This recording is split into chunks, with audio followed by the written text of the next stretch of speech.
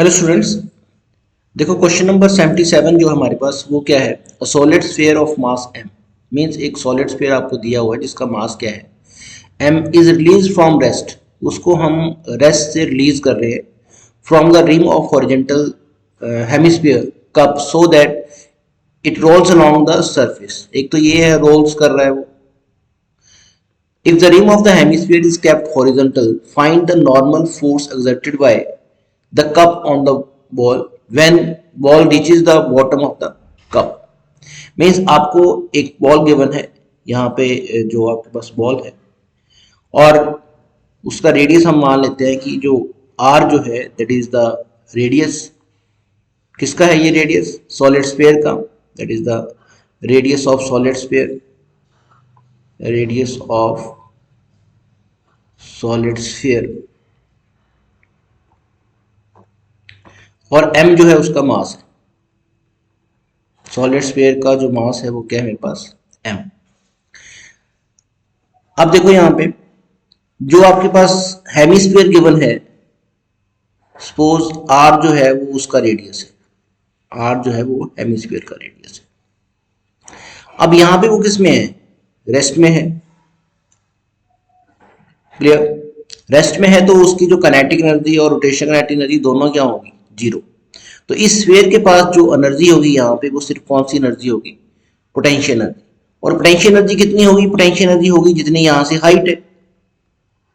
और यहाँ से हाइट कितनी है? यहाँ से हाइट उतनी है जितना उसका रेडियस है इसका हेमिस्फीयर का। तो यहाँ पे उसकी पोटेंशियल एनर्जी कितनी आ जाएगी? वो आ जाएगी mg और हाइट ग्राउंड से हाइट कितनी है? r।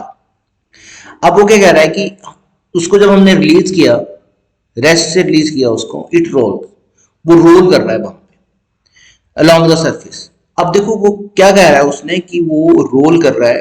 तो रोल कर रहा है तो उसके पास जो है वो लीनियर मोशन भी होगी प्लस रोटेशनल मोशन भी होगी। दोनों मोशन उसके पास होंगी। तो लीनियर मोशन की वजह से उसके पास जो एनर्जी आएगी वो कौन सी होगी? वो काइनेटिक एनर्जी आ जाएगी। और रोटेशनल मोशन की वजह से जो एनर्जी आएगी वो रोटेशनल काइनेटिक एनर्जी उसके पास होगी। तो उस टाइम पे ये जो पोटेंशियल एनर्जी है वो कन्वर्ट किस में होगी? वो पोटेंशियल एनर्जी जो है वो कन्वर्ट होगी काइनेटिक एनर्जी में और रोटेशनल काइनेटिक एनर्जी में।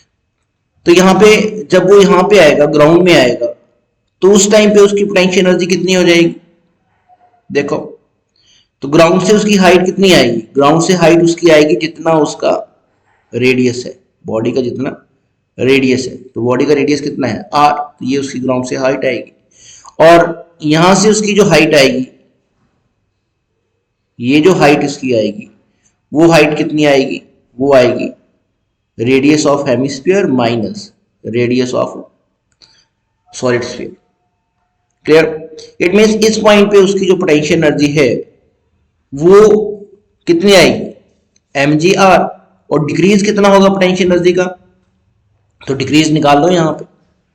जो डिक्रीज इन पोटेंशियल एनर्जी होगा, डिक्रीज इन पोटेंशियल एनर्जी जो होगा वो कितना होगा? पहले उसकी पोटेंशियल एनर्जी कितनी थी? mgr।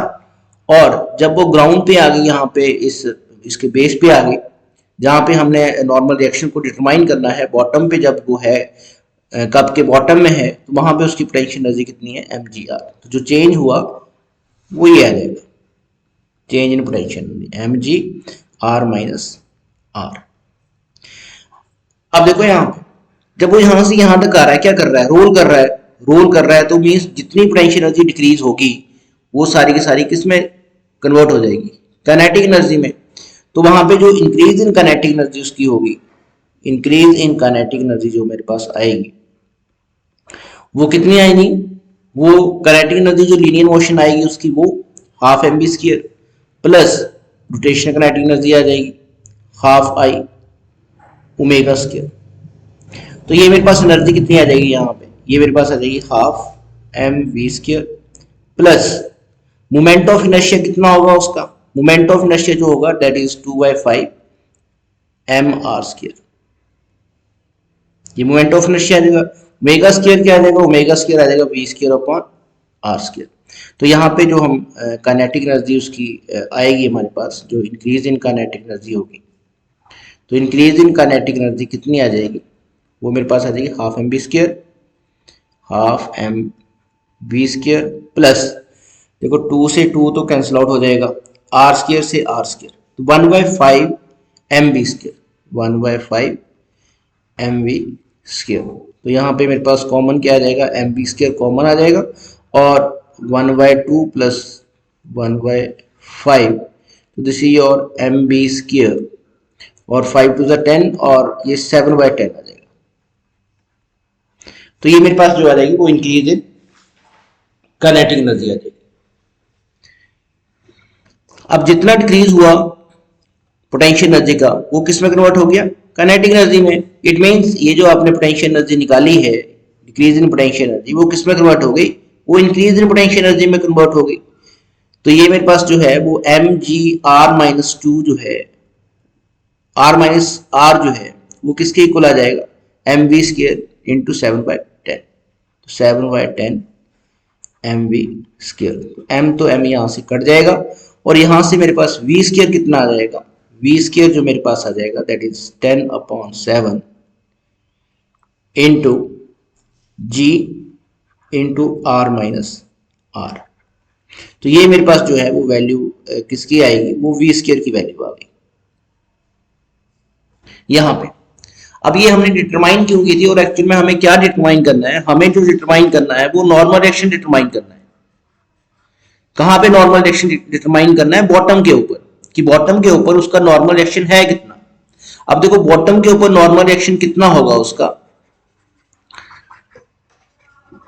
तो बॉटम पे देखो कौन कौन सी फोर्सेस उसकी एक्ट हो रही है यहां पे। तो एक तो नॉर्मल रिएक्शन उसका आ जाएगा एन, डाउनवर्ड डायरेक्शन में जो फोर्स आएगी वो उसका वेट आ जाएगा mg, और एक सेंट्रीपिटल फोर्स आएगी, जो एक्सेलरेशन होगा यहाँ पे, वो एक्सेलरेशन कहाँ पे होगा, सेंट्रीपिटल डायरेक्शन, वो टुवर्ड सेंटर होगा। यहाँ पे जो एक्सेलरेशन आ रहा है वो कहाँ को हो रहा है, टुवर्ड्स सेंटर, जो कि सेंटीमीटर एक्सेलरेशन है जब वो रोटेट कर रहा है।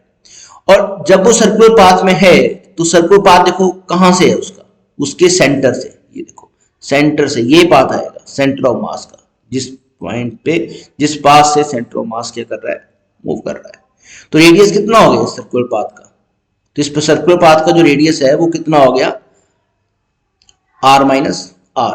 तो यहाँ पे जो सर्कुलर पाथ होगा, क्लियर, उस सर्कुलर पाथ का जो रेडियस आएगा, वो रेडियस कितना आएगा सर्कुलर पाथ का, वो r माइनस आर। ये थोड़ा सा आपको ध्यान में रखना पड़ेगा कि रेडियस जो सर्कुलर पाथ वो बनाएगा, वहां पे जो पाथ होगा उस पाथ का जो रेडियस होगा वो कितना होगा, r माइनस आर, क्योंकि सेंटर ऑफ मास यहाँ पे है सेंटर पे, और ये सेंटर ऑफ मास कितने ऊपर है, ये बॉटम से कितना ऊपर है, वो r, जो कि स्फीयर का रेडियस है। तो जो उसका रेडियस बनेगा सेंटर से, सेंटर के से जो उसका रेडियस आएगा वो कितना आएगा, r माइनस आर आएगा। अब क्या इक्वेशन बनेगी यहाँ पे, एक्सेलरेशन ऊपर को है, इट मींस यहाँ पे जो मेरे पास नॉर्मल एक्शन नेट फोर्स जो आएगी n minus M G is equal to m into acceleration due to gravity. और यहां से मेरे पास n कितना आ जाएगा, n is equal to normal reaction जो आ जाएगा M G plus m into acceleration due to gravity, मेरे पास क्या आएगा, v स्क्वायर अपॉन रेडियस। अब v स्क्वायर अपॉन रेडियस क्या आएगा, r माइनस आर। यहां पे मिस्टेक होने के चांसेस है कि रेडियस जो है वो r नहीं आएगा बल्कि r माइनस आर, और v स्क्वायर आपने डिटरमाइन कर रखा है यहाँ पे, देखो ये वैल्यू v स्क्वायर की डिटरमाइन की थी, इसलिए हमने लॉ ऑफ कंजर्वेशन को यूज करके v स्क्वायर की वैल्यू को डिटरमाइन किया हुआ था। तो ये मेरे पास नॉर्मल रिएक्शन कितना आएगा, नॉर्मल रिएक्शन जो मेरे पास आ जाएगा mg plus m upon r minus R, और v स्क्वायर की वैल्यू कितनी आ जाएगी, v स्क्वायर की वैल्यू आ जाएगी 10/7 into g r minus R. r minus R से ये तो कट गया, क्लियर। mg यहां पे भी है, m और g यहां पे भी है, ये तो कॉमन है। तो नॉर्मल रिएक्शन मेरे पास कितना आएगा, mg को अगर मैं कॉमन लूं तो वो मेरे पास रह जाएगा 1, इस जगह पे 1 रह जाएगा, m बाहर आ गया है, g भी बाहर आ गया है, तो 1 प्लस 10/7, 1 प्लस 10/7, और नॉर्मल रिएक्शन मेरे पास कितना आ जाएगा, नॉर्मल रिएक्शन मेरे पास आ जाएगा mg इंटू 7 एलसीएम आ जाएगा, और ऊपर आ जाएगा 17। तो ये मेरे पास नॉर्मल रिएक्शन होगा। क्लियर? जब वॉल जो होगी वो कहां पे पहुंचेगी हमारे पास, बॉटम ऑफ द कप। तो डियर स्टूडेंट्स, अगर आपको ये लेक्चर अच्छा लगा तो please subscribe my channel. Thank you.